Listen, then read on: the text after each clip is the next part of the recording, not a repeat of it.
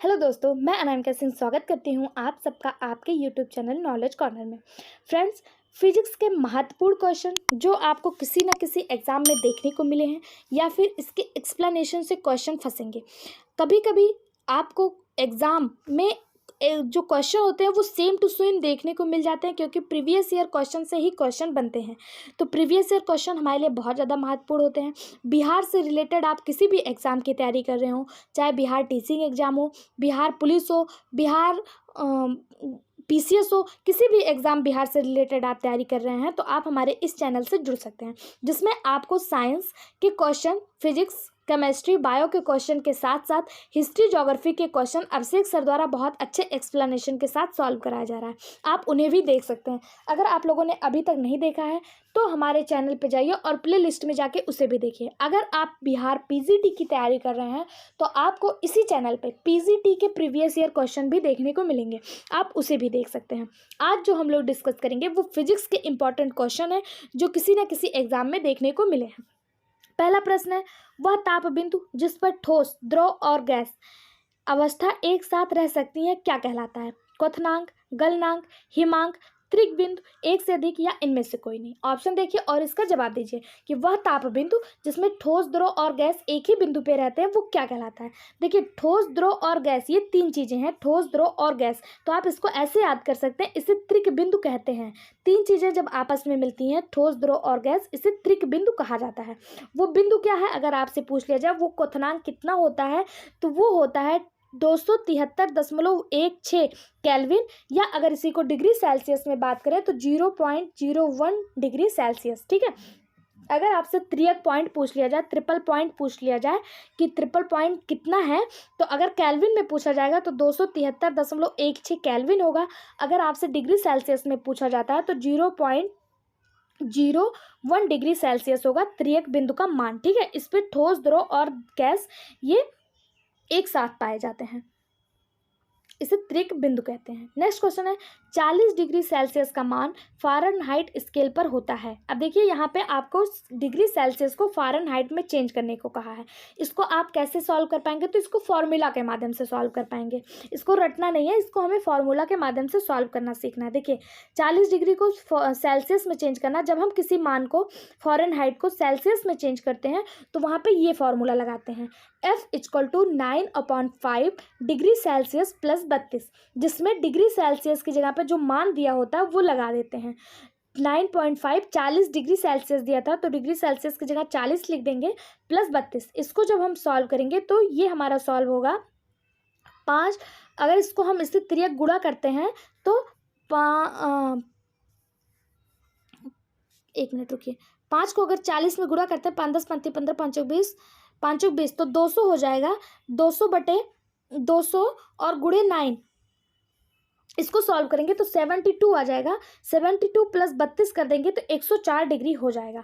40 degree Celsius का मान क्या हो जाएगा, 104 डिग्री फ़ारेनहाइट हो जाएगा। वहीं पे 40 डिग्री की जगह अगर आपको 50 डिग्री दे दिया जाए तो इसका फ़ारेनहाइट पैमाने पे मान क्या होगा। आप कमेंट बॉक्स में हमें इसको सॉल्व करके कमेंट में बताइएगा कि अगर 40 डिग्री की जगह 50 डिग्री दिया होता तो इसका फ़ारेनहाइट में मान क्या होता। तो आपको कुछ नहीं करना है, इसी फॉर्मूले पर आपको रख देना है 9/5 डिग्री सेल्सियस प्लस 32। 40 की जगह आपको 50 रख देना है और प्लस 32 करके इसको सॉल्व करके इसको कमेंट बॉक्स में आंसर बताइएगा। ठीक है, नेक्स्ट क्वेश्चन है, कमरे को ठंडा किया जाता है पानी के बहने से, संपीड़ित गैस को छोड़ने से, रसोई गैस से या ठोस को पिघलाने से। यानी कि यहाँ से पूछा रूम टेम्परेचर जो है वो ठंडा कैसे होगा, किससे? क्या हम पानी फेंक देंगे कमरे में तो रूम टेम्परेचर ठंडा हो जाएगा?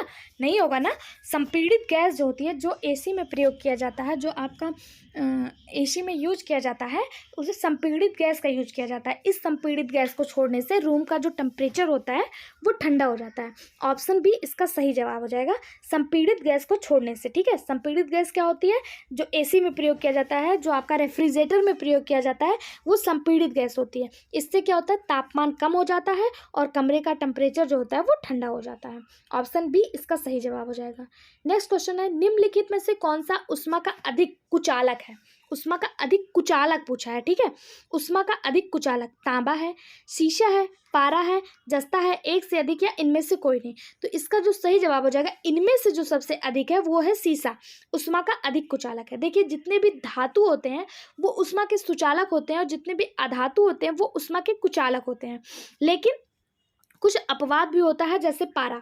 पारा एक धातु है लेकिन उष्मा का सुचालक कुचालक है, ठीक है। नेक्स्ट क्वेश्चन है 100 डिग्री सेल्सियस ताप पर वायु में जलने की तुलना में 100 डिग्री सेल्सियस पर स्थित वाष्प में जलना। मतलब यहाँ से पूछा है कि अगर 100 डिग्री ताप पर वायु में जल रहे हैं और 100 डिग्री वाष्प पे जल रहे हैं, यानी कि 100 डिग्री टेम्परेचर पे कोई पानी रखा हुआ है, कोई बीकर है, इसमें 100 डिग्री टेम्परेचर पे पानी रखा हुआ है और 100 डिग्री टेम्परेचर पे वाष्प है, वाष्प निकल रहा है। इसमें दोनों में अगर आप जलेंगे तो किस में सबसे ज़्यादा जलेंगे, जल में या फिर वाष्प में? तो इसका जो सही जवाब हो जाएगा, जलना क्या होता है, तो इसका जो सही जवाब हो जाएगा वो हो जाएगा ज़्यादा वाष्पीकरण की गुप्त उष्मा के कारण ज़्यादा खतरनाक होगा। मतलब ज़्यादा खतरनाक कौन सा होगा, तो वो होगा वाष्प। वाष्प ज़्यादा खतरनाक होगा। क्यों खतरनाक होगा ज़्यादा वाष्प? जल वाष्प जल की तुलना में, जबकि टेम्परेचर दोनों का सेम है।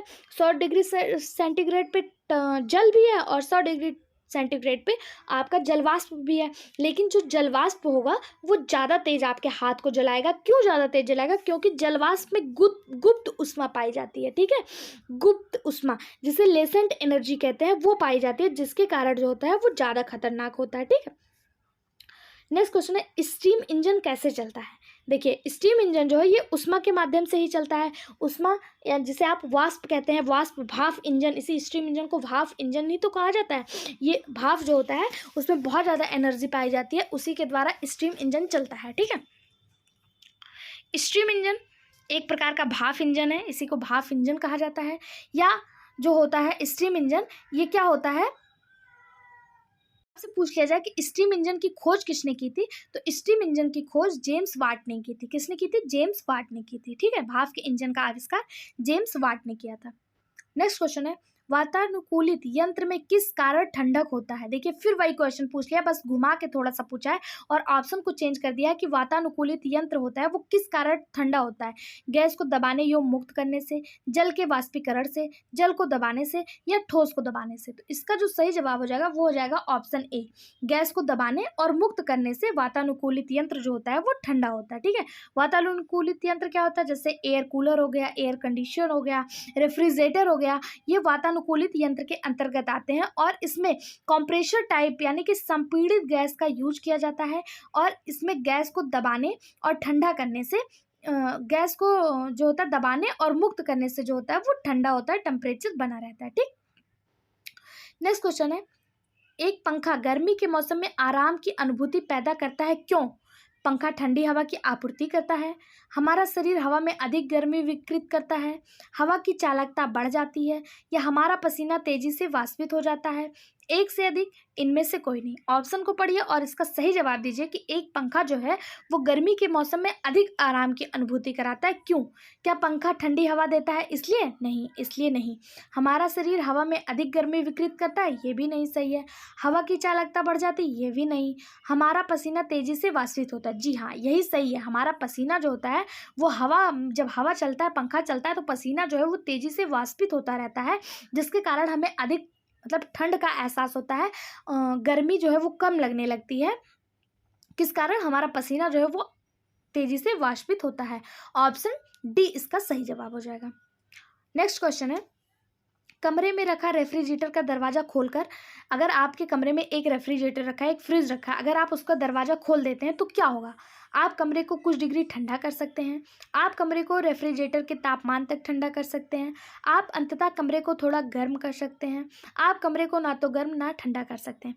देखिए रेफ्रिजरेटर जो होता है ना वो ठंडा होता है, लेकिन अगर आप कमरे को अपने गर्म करना चाहते हैं तो आप रेफ्रिजरेटर का दरवाज़ा अगर खुला छोड़ के रख देंगे तो आपका कमरा जो है वो थोड़ी देर तक गर्म हो सकता है, ठंडा नहीं होगा, गर्म होगा। क्यों होगा? क्योंकि रेफ्रिजरेटर में संपीड़ित गैसों का यूज किया जाता है। अगर आप रेफ्रिजरेटर का दरवाज़ा खोल देंगे तो आपका जो रूम है, आपका जो कमरा है वो थोड़ी देर के लिए गर्म हो जाएगा, ठीक है। कमरे का जो टेम्परेचर है आपके कमरे का उससे थोड़ा गर्म हो जाएगा, तापमान बढ़ जाता है कमरे का, रेफ्रिजरेटर खोलने से तापमान जो होता है वो बढ़ जाता है। नेक्स्ट क्वेश्चन और लास्ट क्वेश्चन है, यदि रेफ्रिजरेटर के दरवाजों को कुछ घंटे के लिए खुला छोड़ दें तो कमरे का तापमान क्या होगा? तो तापमान क्या होगा? बढ़ जाएगा। ठीक है, ये आज का लास्ट क्वेश्चन था। आई होप सो आप लोग को पसंद आया होगा। इस तरह के और वीडियो पाने के लिए चैनल को सब्सक्राइब करें, लाइक करें, ज़्यादा से ज़्यादा शेयर करें तथा हमारे साथ जुड़े रहें। धन्यवाद।